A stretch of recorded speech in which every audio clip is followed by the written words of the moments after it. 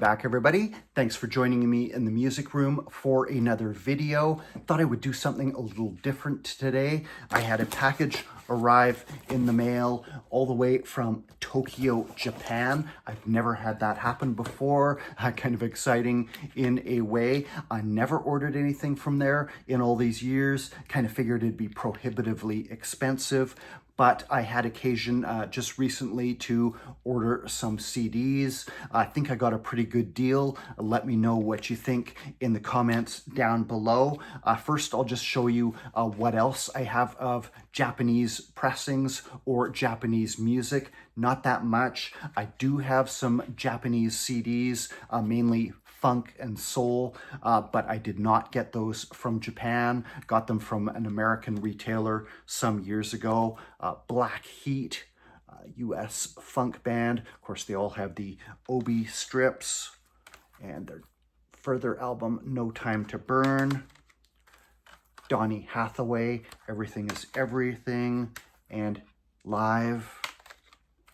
The Beginning of the End, Funky Nassau. Rasputin's Stash. Did find a sealed copy of this on vinyl some years back. Curtis Mayfield Live.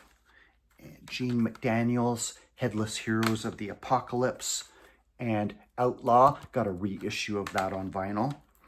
And then Betty Wright, First Time Around, and I did find that on vinyl as well. Later on, from the same collection, I got the Rasputin's Stash out of, and then Charles Wright and the Watts 103rd Street Rhythm Band, Express Yourself, as sampled by NWA, of course. As far as Japanese pressings of vinyl, do not have that much. I know when I used to go to the record fairs in town, there was one seller who had a whole table of Japanese pressings, but I was never that inclined to go too far out of my way to look for any. But I did happen to pick up Kraftwerk Trans Europe Express, a lovely copy from a local record store some years back, and that is actually a Japanese pressing. Kraftwerk Classic. Japanese music, do not have a huge amount. I found this one in the cheap bins at a local record store. 1970s Japanese rock album, kind of in the Janis Joplin veins. Lemmy Aso, Own Lines, also sometimes known as Remy Aso. She was associated with Yuya Uchida and the Flowers, late 1960s rock band, and I think an early incarnation of the Flower Travelin' Band. Apparently she's lived in Canada. Kind of an obscure album, but pretty cool. Then I've got Yellow Magic Orchestra, but that's just an American pressing. And then more recently, I've picked up the 3 volumes to date Light in the Attic have put out of Japanese city pop, starting with the first volume, and I got that on tricolor vinyl. Second volume, Pacific Breeze 2. I love these comps. I listen to them quite a bit in summer. Great introduction to the city pop genre of Japanese music. And the final one is, as the Obies go flying, as they tend to do. I know I'm supposed to keep those. They're kind of a pain in the butt in some ways. Green vinyl. As far as further Japanese music, somebody once sent me this CD. It's called Fishman's. Friend on Instagram sent me this years ago, kind of reggae and dub influenced. And then I picked up a couple of the Harumi Hosono albums that Light in the Attic reissued, just CDs on those ones.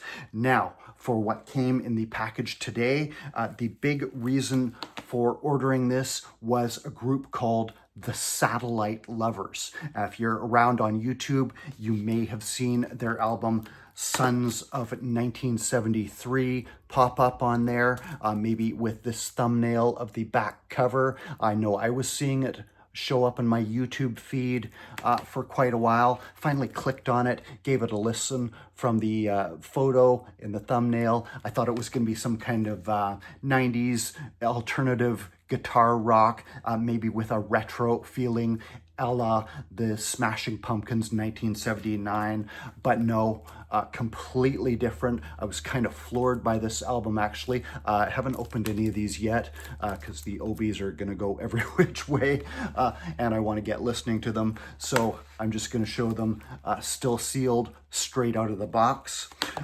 Satellite Lovers was a 90s Japanese band formed in the trendy Shibuya district of Tokyo, kind of formed around lead singer and main lyricist Mika Ikeuchi, female singer. You can see on the back there of their album Sons of 1997. The band worked in a genre called Shibuya Kei, to the best of my knowledge, kind of inspired somewhat by 60s Western rock and pop aesthetic with elements of soul, jazz, hip hop, very much in sync with the acid jazz movement going on in the in other parts of the world. Very sophisticated pop with jazzy, soulful elements, a bit of a hip hop element. Very sunshiny, quite breezy and uplifting. I was really floored by this album, Sons of 1973. Songs like Best Friend, Sunny Day, Holiday, Sunshine, Love. You get the feeling. Very feel-good music, very soulful, kind of jazzy, but very obscure. They've got this group put out a few albums in Japan through the mid part of the 90s. Their debut, Music, came out on the Wave label in 1994, a label that was highly associated with the Shibuya Kei movement, which was apparently also related to Shibu Matu and Pizzicato 5. The Sons or Satellite Lovers, with their name inspired by Lou Reed, the Lou Reed song Satellite of Love, also affiliated with that designation, Shibuya Kei. Acid jazz, you might think of them as well. They put out a few albums through the mid-1990s, dropping these two albums, Sons of 1973 and Sons of 1997, simultaneously in 1996. However, thereafter, the band broke up, split. Nothing more was heard of them. Lead singer Mika Ikeuchi was working as in advertising agency, apparently continued on with that. However, in 2024, a funny thing happened. The Sons of 1973 album was uploaded to YouTube and quickly went viral, racking up many thousands of views. You can click on the videos, see all the comments from people that it popped up in their algorithm, just like it did for me. Same thing on Discogs, but the album's very, very rare. But with the renewed interest, the band decided to reissue these first two albums, 1973 and 1997. CD first. They've been remastered for 2025, just came out. I hopped on the pre-order to get these, and they have just arrived this week. Vinyl editions are apparently coming in December of this year, and the band is mulling over reissuing some of their further albums if a response to these first two is good. So Satellite Lovers, back in print again after many, many years. A case of the algorithm doing something positive in this case, throwing up some well-deserving music that's well worth a second look and a wider appraisal for a much wider international audience that never would have discovered it otherwise. Now, while I was ordering those, I thought maybe I would fill out the order, see what else they had. I ordered these from a company called CD Japan, by the way. I had to do a bit of research, wasn't too familiar with retailers there, but sounds like they've been around for a long time and are very reliable. So I noticed they had a bunch of other CDs on sale quite cheap, and these were quite inexpensive, I should mention. I think $16.99 US, brand new on pre-order, but they had a bunch of other ones on sale for around just under $7 US, I would think. So that's maybe around $10 or $11 in Canadian dollars, plus some shipping. But let me know how you think I did. These are all still sealed. Went for maybe mainly some Brazilian classics here. Caetano Veloso, some Tropicalia era Brazilian music. Gal Costa, most of these I am missing on vinyl.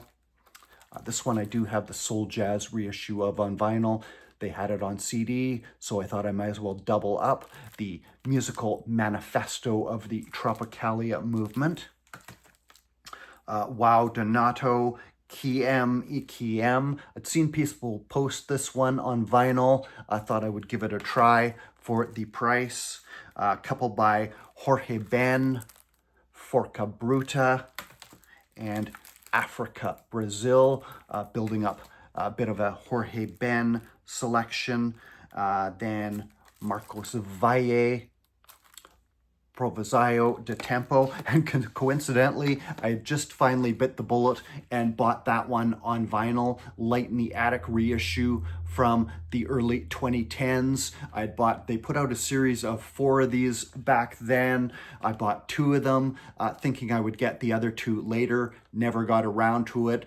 Prices went up in the interim, but I managed to find this on Discogs for a really good price, and then noticed they had the CD. Thought I might as well double it up.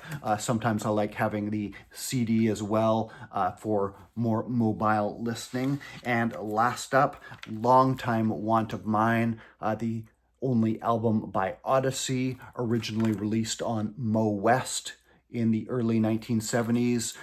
The cover photo used for Light in the Attic's Our Lives Are Shaped by What We Love. One of the songs on there, the compilation of Mo West releases. Friend of mine actually put that together. Great compilation from Light in the Attic.